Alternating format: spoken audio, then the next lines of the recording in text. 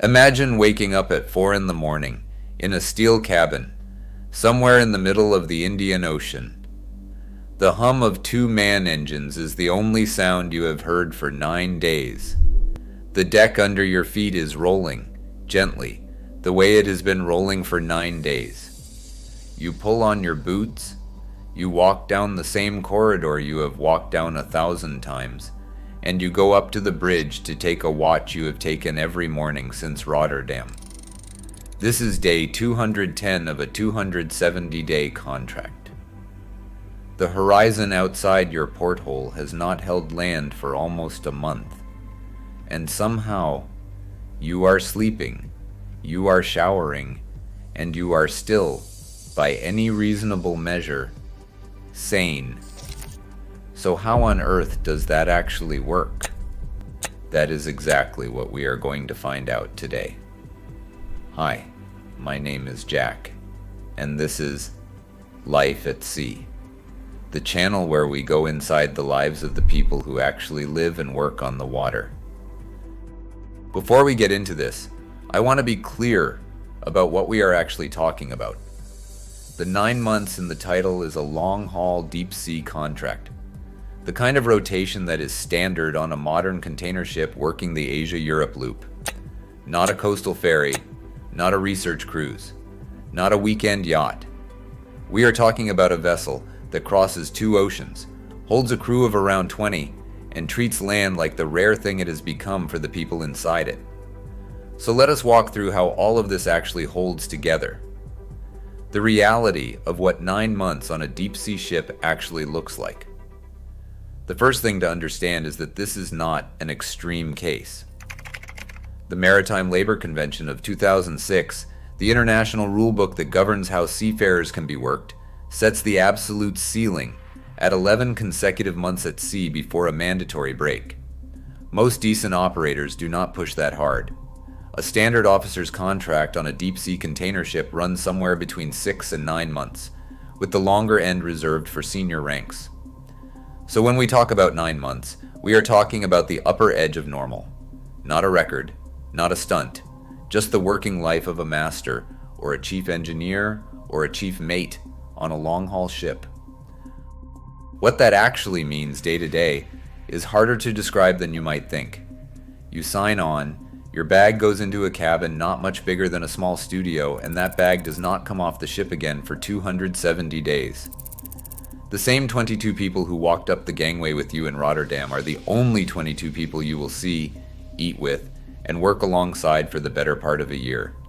The horizon is the horizon. The steel walls are the steel walls.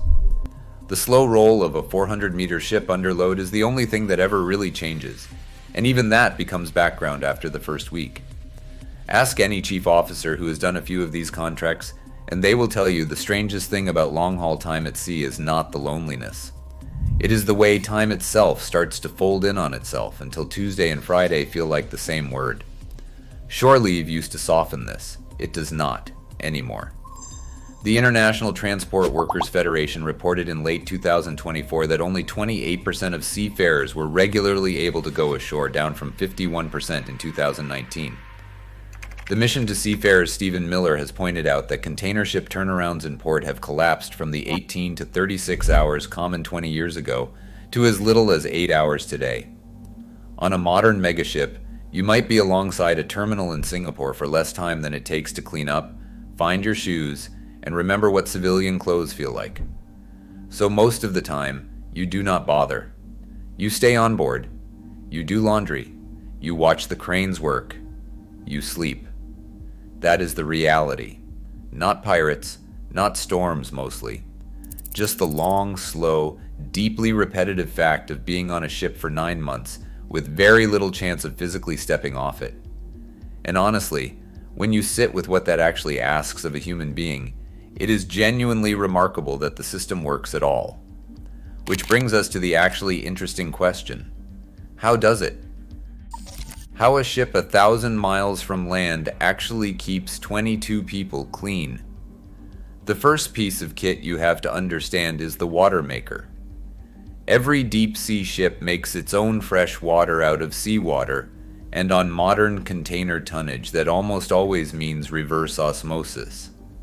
Seawater is pulled in through hull intakes, pressurized to roughly 950 pounds per square inch, and forced through a semi-permeable membrane that rejects somewhere between 90 and 96% of the salt. The brine goes back overboard. The fresh water goes into storage tanks deep in the hull. A typical unit on a working container ship can comfortably produce somewhere around 1,000 to 1,200 gallons of fresh water a day, which sounds like a lot until you remember that 22 people need to drink it, cook with it, do laundry with it, and shower with it. So a ship goes to some lengths to protect that supply. The toilets flush on seawater, on a vacuum system that works the same way an aircraft lavatory does. The faucets in the cabin heads are pushed down, spring-loaded units that shut themselves off the moment you let go. And every crew member, from the master down to the most junior rating, understands without being told that you do not run the shower while you shampoo. Ask any veteran chief engineer, and they will tell you the water maker is one of the 3 pieces of kit on a working ship that you genuinely cannot live without. A hot shower at the end of an 8-hour watch is not a luxury at sea. It is a reset button. It is the line between the working day and the sleeping day. And on a 270-day contract, that line matters. Then there is sleep, which on a moving ship is its own kind of engineering problem. The skeleton of it is the watch system. International rules under MLC 2006 and STCW 2010 require every seafarer to get a minimum of 10 hours of rest in any 24-hour period, with at least one unbroken stretch of 6 hours, and a total of 77 hours of rest every 7 days. The way you actually deliver that on a working ship is the classic 4 on, 8 off pattern. The chief mate stands the 4 to 8, morning and evening. The second officer stands the 12 to 4. The third officer stands the 8 to 12. 2 watches a day, 8 hours total on the bridge, and the rest of the day, in theory at least, yours. The bunk itself is built for the motion. Marine-grade frames bolted to the deck, a lee rail or a lee cloth along the open side so you do not roll out when the ship lurches in a swell. A firm mattress that stays put. The cabin is insulated to meet IMO accommodation noise limits, which the regulator tightened by 5 decibels a few years back, mostly because the engine and shaft noise on big modern ships was wrecking people's sleep. And on newer European tonnage like Maersk's Triple-E or H-Class, and on the Japanese liners run by NYK and MOL, single cabins with attached heads are now standard for the whole crew. Older ships still have shared facilities. The difference between waking up in your own cabin and waking up in someone else's bunkroom on day 200 of a contract matters more than you would think. And then there is the harder one. How a crew stays sane when the horizon does not change for weeks. The answer, mostly, is structure. Meal times are sacred. Breakfast at 7, lunch at 11:30, and dinner at 5 on almost every ship in almost every fleet. The watch rotates. The meal anchors. Sunday is the barbecue, almost universally. The cook makes a bit more of an effort. Somebody fires up the grill on the aft deck if the weather plays nicely, and for a couple of hours the ship feels less like a workplace and more like a slightly strange floating village. Beyond the routine, every modern accommodation block has the same set of features. A crew gym with treadmills, a few free weights, an exercise bike, and on European and Japanese tonnage often a small sauna. A recreation room with a sofa, a television, sometimes a foosball table or a dartboard. A small library, a laundry room.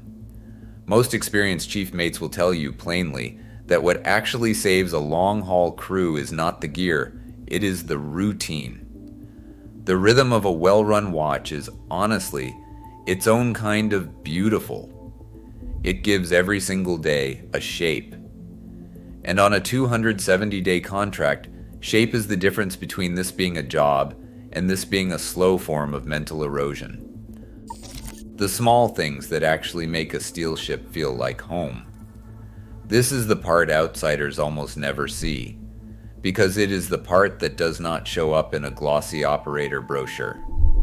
Every long-haul sailor has their kit. There is the tin of decent ground coffee that comes on board in the sea bag, rationed out week by week so it lasts the contract. There is the photograph of the wife and kids and the dog taped to the bulkhead above the desk, in the same spot it has been on every ship for 15 years. There is the personal mug in the mess. Touching another crew member's mug is, on every ship from a Stena product tanker to a Wallenius Wilhelmsen car carrier, an offense on the order of treason. You do not do it. The mug stays where it lives. There is the lee cloth, of course, but also the small fiddle rail around the cabin desk that stops the laptop and the water bottle and the half-finished cup of tea from sliding off when the ship hits a swell.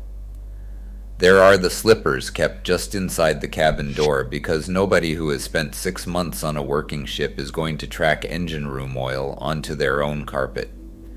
There is the printed list of family birthdays taped inside the locker so you do not miss one. There is, on quite a few ships, a small string of fairy lights somebody bought in a port 2 contracts ago and never took down. And the rituals layer on top of the objects. The clean shirt for the Sunday barbecue. The cook making something a bit special, sometimes a regional dish nobody has tasted in 3 months. Someone bringing a guitar or a ukulele out into the rec room after dinner. Movie nights with whatever new release the second officer managed to download in the last port. A surprisingly serious darts league that runs the length of a contract. In the 1970s tanker era, the same crew would have been swapping cassette tapes and writing letters that took 6 weeks to arrive home. The kit changes. The rituals stay. Any old bosun who has done a couple of decades on bulkers will tell you it is these small habits that actually hold a crew together when the weather gets ugly. Honestly, some of these solutions are really clever. They are not in any rule book. They are not in any company handbook. They are passed down from chief mate to junior officer, from cook to messman, from one ship to the next. They are the texture of life at sea. And without them, none of the rest of it would work. Now look, this would not be a Life at Sea video if we were not completely straight with you about the cost of all of this. A 9-month contract is not a holiday with a watermaker. It is hard. And the hard parts are real. And the seafaring audience knows them better than I ever will. Start with mental health. Multiple academic studies, including work coming out of the Seafarers International Research Center in Cardiff, have found that seafarers face significantly higher rates of depression, anxiety, and stress than land-based workers. The Martha Project, which has been studying fatigue at sea for over a decade, has linked chronic fatigue on ships to a long list of cognitive and emotional effects. Industry figures consistently estimate that fatigue is a direct or contributing factor in well over half of all maritime accidents. And separately, the Seafarers International Research Center has found that workplace fatalities at sea are around 11 times more likely than ashore. None of that is dressed up. That is what the data says. Then there is family. You miss the birthdays. You miss the school plays. You miss the first steps, and sometimes the last words, and sometimes the funerals. You watch your children grow up on a video call when the connection holds. Your partner runs a household, manages a budget, fixes a broken boiler in February, and explains to a 5-year-old why dad is on a boat again. Marriages bend under that. Some of them break. Any master who has been doing this since before Starlink will tell you the loneliness used to be louder, but it never really went away. And then there is the slow grind of the shore leave you no longer get. The MLC ceiling is 11 months. The contract is 9 months. According to ITF's 2024 figures, only 28% of seafarers regularly manage the chance to physically walk on land during those 9 months. The rest of the time, the world is the ship. There is real support out there, and it is worth knowing. The Mission to Seafarers operates in over 200 ports worldwide with their Flying Angel centers in around 120 of them.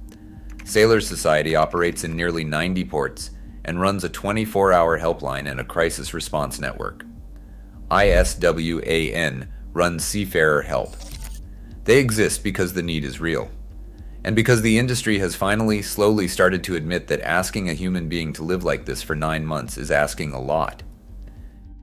And here is something a lot of people genuinely do not realize about life at sea in 2026. For most of the history of the merchant marine, the worst part of a long contract was not the work. It was the silence. Letters home took weeks. Phone calls were rationed and expensive. For decades, satellite internet on a working ship was slow, throttled, and basically useless for anything beyond a short text message. That has changed, and it has changed fast.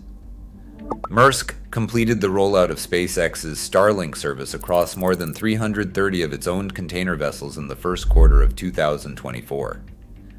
We are talking about download speeds of over 200 megabits per second, which is faster than most homes in Western Europe. Hapag-Lloyd has signed on. The Japanese majors, NYK and MOL, both rolled out across their fleets, with MOL reporting up to a 50-fold improvement in onboard communications during its trial phase. The cruise lines went first, of course. Royal Caribbean, Carnival, Norwegian Cruise Line, Hurtigruten, Silversea. Container, tanker, and offshore have followed. What that means for the sailor on day 210 of a 270-day contract is, frankly, a different life. A real video call with your kids on a Sunday evening. Streaming a football match in your cabin. Sending a real photograph home from the middle of the Pacific.